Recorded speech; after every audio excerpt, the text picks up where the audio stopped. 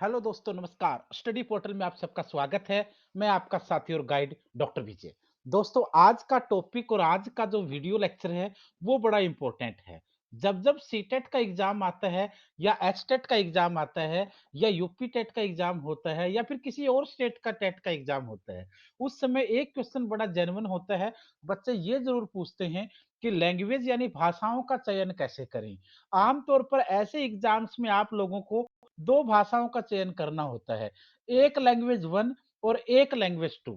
अब आप लोग लैंग्वेज 1 के रूप में किसका चयन करें और लैंग्वेज 2 के रूप में किसका चयन करें, ये सबसे महत्वपूर्ण होता है। और यही चीज़ है, यही फैसला है जो आप लोगों के एग्ज़ाम को क्लियर करवाता है या फिर आप लोगों को फेल करवा देता है। अगर आप इसका चयन सही करते हैं, तो आपका एग्ज़ाम पास ही नहीं होता है, बल्कि अच्छे मार्क्स से होता है, गुड स्कोर के साथ होता है। लेकिन अगर आप यहाँ गड़बड़ कर जाते हैं, तो आप लोगों को निराशा महसूस होती है, आप लोगों का रिजल्ट अच्छा नहीं हो पाता है। तो आज की क्लास में हम देखेंगे कि भाषा 1 में किसका चयन करें और भाषा 2 में किसका चयन करें। आपके पास 20 भाषाएँ होती हैं और 20 में से किस लैंग्वेज को 1 पे लेंगे, किसको 2 पे लेंगे और किससे आपको फ़ायदा रहेगा, उसकी चर्चा आज हम करेंगे। शुरू करने से पहले बता दूँ, चाहे एनवीएस हो या केवीएस हो, एचटेट हो या सीटेट हो, यूपी टेट हो या एमपी टेट या डीएसएसबी या अदर स्टेट का कोई टेट या एसएससी और बैंक से एग्जाम हो, किसी भी एग्जाम की तैयारी कर रहे हैं, तो आप लोग स्टडी मटेरियल ऑर्डर कर सकते हैं। आप लोगों को जो प्रिंटिंग नोट्स होते हैं, वो आपके घर पर मिलेंगे और कम रूप से सिलेबस को कवर किया जाएगा।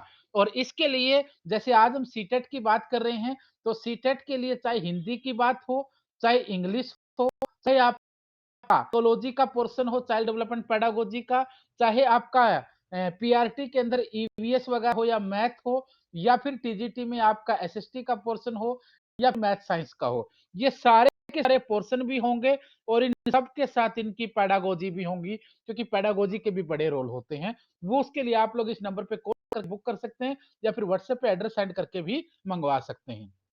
शुरुआत करते हैं इस मुद्दे को। सबसे पहले दोस्तों इसमें लिखा गया है कि the test item in language 1 will focus on the proficiencies related to the medium of the instructions. The test item in language 2 will focus on the elements of language communication and comprehension abilities.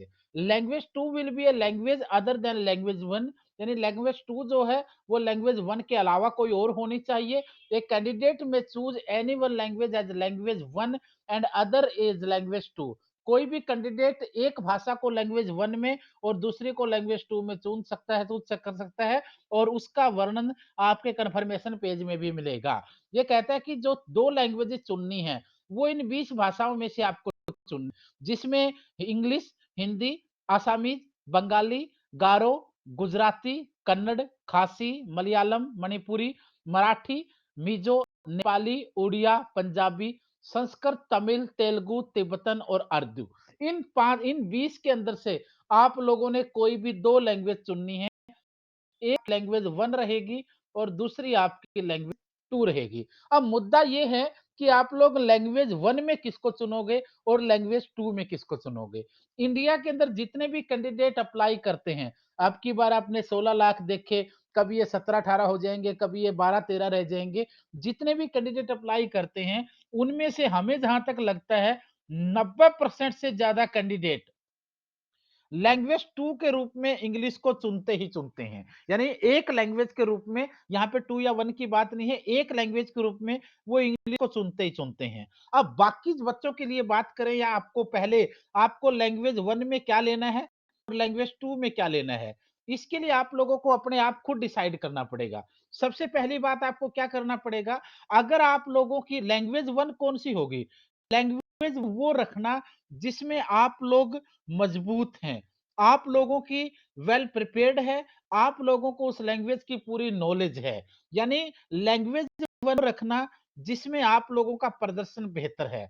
अगर आप लोग उस language में माहिर हैं, आपको पढ़ने में समस्या नहीं है, समझने में समस्या नहीं है, उसके क्वेश्चंस को सोल्व कर सकते हैं, उसके पैसेजेस को अच्छे से डील कर सकते हैं, यानी लैंग्वेज वन वो होगी जिसमें आप लोगों का प्रदर्शन मजबूत होगा, जिसमें आप लोग अच्छा प्रदर्शन कर सकते हैं। अगर आप नॉर्थ इंडियंस हैं, रूरल्स बैकग्राउंड से हैं, आप लोगों की इंग्लिश कमज़ोर है, तो फिर आप लोग लैंग्वेज 1 के रूप में हिंदी का चयन कर सकते हैं और लैंग्वेज 2 के रूप में आप लोग इंग्लिश को ले सकते हैं।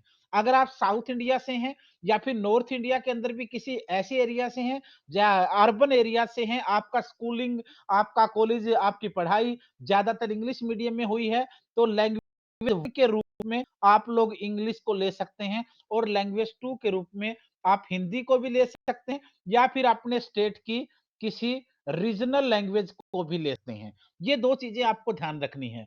और उसके अलावा आप लोग अगर स्टेट्स की बात करेंगे, तो चाहे आप लोग तेलुगु भाषा आपकी ज़्यादा अच्छी आती हो, तमिल आपको अच्छी आती हो, संस्कृत के अंदर आपका इंटरेस्ट अच्छा हो, तो उसको भी लैंग्वेज 1 के रूप में आप ले सकते हैं। उर्दू आपकी अच्छी हो, जम्मू-कश्मीर से लेकर के कई सारे राज्यों में उर्दू के स्टूडेंट काफ़ी होते हैं, जो यूपी वगैरह के अंदर, वहाँ से आप ले सकते हो। मध्य प्रदेश या महाराष्ट्र के आसपास के लोग हैं, तो मराठी आपकी अच्छी हो सकती है, उसको ले सकते हो। पंजाब से लेकर के अगर कुछ क्षेत्र के लोग आप हैं, तो आप पंजाबी आपकी अच्छी हो सकती है, वहाँ से पंजाबी को चूज़ कर सकते हो। गुजरात के कैंडिडेट है, गुजराती का काफ़ी महत्व माना जाता है, उसको आप मान सकते हो। यानी कहने का मतलब ये है कि 2 चीज़ें याद रखनी है।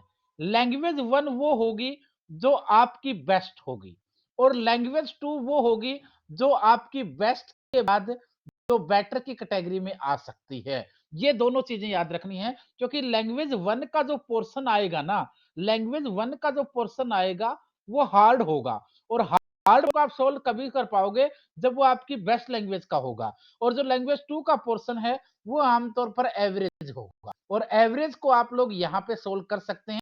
तो आपकी ठीक-ठाक लैंग्वेज है जिसको आप पढ़ भी सकते हैं, समझ भी सकते हैं और आने वाले क्वेश्चनों को थोड़ा बहुत इधर-उधर करके मेहनत करके आप लोग सोल्व भी कर सकते हैं। इसके ऊपर आपको फोकस करना पड़ेगा क्योंकि लैंग्वेज 1 आपकी बेस्ट है। उसमें आपकी तैयारी ऑलरेडी अच्छी है, थोड़ी और मेहनत करेंगे। लैंग्वेज 2 के ऊपर थोड़ी-सी ध्यान दे देंगे, तो आपके नंबर अच्छे निकल जाएँगे। अब बात ये करेंगे कि जो लैंग्वेज 1 है, उससे 30 नंबर के क्वेश्चन आएँगे 30 और लैंग्वेज 2 से भी 30 नंबर के क्वेश्चन आएँगे।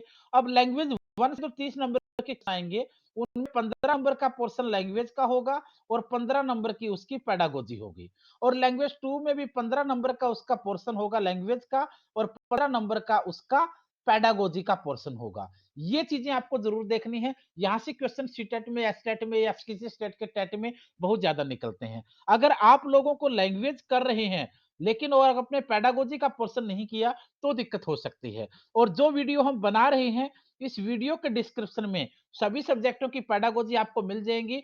चाहे आप हिंदी की बात करें, हिंदी की पेडागोजी, चाहे इंग्लिश की पेडागोजी, चाहे मैथ की पेडागोजी, चाहे एसएसटी की पेडागोजी, इन सब्जेक्टों की पेडागोजी इस वीडियो के नीचे जाएँगे लिंक में और डिस्क्रिप्शन से उनको डाउनलोड भी कर सकते हैं। ये आप लोगों के लिए हैं। ये हम चाहते हैं कि हर बच्चे को ये मिल नहीं पाती है, हर किताब में होती नहीं है, हर सेंटर के नोट्स में नहीं होती है, लेकिन हम आप लोगों को जो स्टडी मटेरियल प्रोवाइड करवाते हैं, उसमें सिलेबस भी होता है, कंप्लीट रूप से कवर किया जाता है और लैंग्वेज के क्वेश्चन के साथ-साथ आपकी पेडागोजीज़ भी होती हैं, ताकि आप लोगों को उसमें समस्या ना हो। क्योंकि 15-15 नंबर यहाँ पे पेडागोजीज़ के होते हैं और अगर सब्जेक्ट की बात करेंगे तो वहाँ भी काफ़ी होते हैं।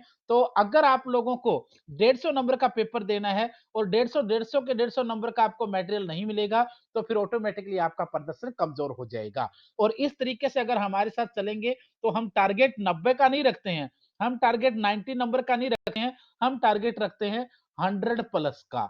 हम चाहते हैं कि हमारे बच्चों के 100 से ज़्यादा आए। आप 105 लें, आप 110 लें, आप 115 लें, आप 120 लें, 150 नंबर तक आपको कोई नहीं रोकने वाला है। तो इस तरीके से आप चलेंगे तो अच्छी मेहनत भी होगी और सीटेट तो सिर्फ एलिजिबिलिटी है। आने वाले एग्ज़ाम के लिए आप तैयार होंगे, चाहे आपका केवीएस का एग्ज़ाम है, चाहे आपका एनवीएस का एग्ज़ाम है, चाहे आपका आने वाला डीएसएसबी का एग्ज़ाम है, चाहे आपके राजस्थान के रीट्स के एग्ज़ाम हैं या फिर किसी और स्टेट के एग्ज़ाम हैं, उनके लिए आपकी मेहनत अच्छी होगी। अगर एलिजिबिलिटी एग्ज़ाम में आपका स्कोर अच्छा होगा, तो कॉन्फिडेंस भी होगा, तैयारी भी होगी और आपकी मेहनत चरम पे होगी। थोड़ी-सी और मेहनत करके आप सिलेक्शन एग्ज़ाम को भी निकाल ले जाओगे। तो आज हम इसी बात के लिए आए थे क्योंकि ज़्यादातर बच्चों को समझ नहीं आ रहा था। एक बार फिर बता देता हूँ, लैंग्वेज 1 वो हो जो आपकी फ़ेवरेट हो और लैंग्वेज 2 वो हो जिसमें आपका प्रदर्शन अच्छा हो, गुड हो, ठीक-ठाक हो। तो इन दोनों के आधार पर रखना है क्योंकि लैंग्वेज 1 आपकी फ़ेवरेट होनी चाहिए। यहाँ से पेपर जो आएगा वो टफ आएगा और लैंग्वेज 2 आपकी अच्छी होनी चाहिए। यहाँ से जब पेपर आएगा, वो एवरेज आएगा। इन दोनों चीज़ों को आपको लेकर चलना है। फिर भी कोई दिक्कत है तो इस नंबर पे कॉल करके या व्हाट्सएप पे मैसेज करके कोई जानकारी ले सकते हैं। स्टडी मटेरियल ऑर्डर करना ऑल इंडिया के अंदर, चाहे नॉर्थ इंडिया है, चाहे साउथ इंडिया के केरला, कर्नाटका, तमिलनाडु, आंध्र प्रदेश और मध्य प्रदेश जैसे मध्य भारत हैं, गुजरात, राजस्थान से लेकर के पूरे इंडिया के अंदर स्टडी मटेरियल जाता है। इस नंबर पे कॉल करके ऑर्डर बुक कर सकते हैं। व्हाट्सएप पे अपना एड्रेस भेज कर भी ऑर्डर कर सकते हैं। हम चाहते हैं कि ज़्यादा से ज़्यादा बच्चों का एग्ज़ाम क्लियर हो, ताकि उस लाइन के अंदर आप खड़े हो जाएँ, जिस लाइन के बाद सिलेक्शन आपका तय होता है। आज के लिए इतना ही। धन्यवाद, शुभकामनाएँ।